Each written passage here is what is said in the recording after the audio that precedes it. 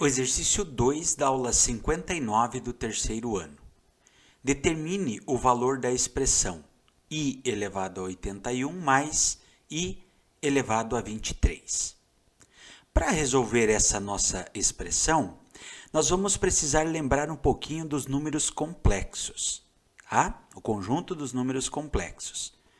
Então vamos relembrar esse i que vai representar essa unidade imaginária. Veja bem, quando nós vamos extrair a raiz quadrada de um número, por exemplo, raiz quadrada do número 4, o resultado é 2. Ou seja, eu tenho um número real que representa a raiz quadrada desse número.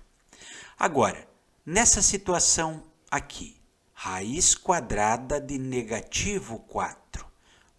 Esta raiz quadrada não existe dentro do conjunto dos números reais. Ou seja, não existem dois números reais iguais que, multiplicando um pelo outro, o resultado dê negativo 4. Para resolver esse tipo de problema aqui, foi dada a seguinte solução. Ó. Escrever raiz quadrada de menos 4 é a mesma coisa que escrever 4 vezes o menos 1. E a esse negativo 1 foi instituído, então, que nós usaríamos como unidade imaginária, ao invés de colocar o negativo 1, colocaríamos i ao quadrado. Então, ficaria mais ou menos assim, ó. Raiz quadrada de 4 vezes o i ao quadrado. Por que essa informação é importante? Porque nós vamos usar essa informação aqui. Então, a primeira coisa que eu tiro daqui, dessa situação, é que o i ao quadrado vale quanto? O i ao quadrado vale menos 1. Né? Porque daí, ao extrairmos a raiz, ficaríamos, raiz quadrada de 4 é 2, e raiz quadrada de i ao quadrado é i. Então, raiz quadrada de negativo 4 é 2i. E esse número, ele pertence ao conjunto dos números complexos. Tá? Bom, tirando essa informação aqui, agora nós podemos concluir algumas outras coisas. Tá? Vou pegar e vou apagar aqui. Só vou colocar aqui do ladinho porque nós vamos desenvolver isso. Então, o i ao quadrado, nós substituímos aqui como sendo negativo 1. Bom, se i ao quadrado é menos 1, quanto é i elevado a 0? Todo número elevado a 0 vale 1. Certo? Muito bem. Agora, quanto é i elevado a 1? Todo número elevado a 1 é ele mesmo. Então, i elevado a 1 é i. Quanto é i elevado ao quadrado? I elevado ao quadrado, nós sabemos que vale quanto? Vale negativo 1. Agora, quanto é i elevado ao cubo? Você concorda comigo que i elevado ao cubo é a mesma coisa que escrever i vezes o i ao quadrado? Quanto vale o i elevado a 1? É o próprio i. Quanto vale o i elevado ao quadrado? Vale negativo 1. E i vezes menos 1 vai dar menos 1i. Ou seja, menos i. Agora, sabe o que acontece a partir daqui? Os valores, eles voltam a se repetir. Veja bem, quanto é i elevado à quarta potência? O i elevado à quarta potência é igual a i ao quadrado vezes i ao quadrado. E quanto é i ao quadrado? Nós sabemos que é menos 1. Vezes, quanto é i ao quadrado? É menos 1. Perceba que menos com menos dá mais, 1 vezes 1 dá 1. Se eu fizer i ao cubo, i elevado à quinta potência, sabe quanto vai dar? Vai dar i.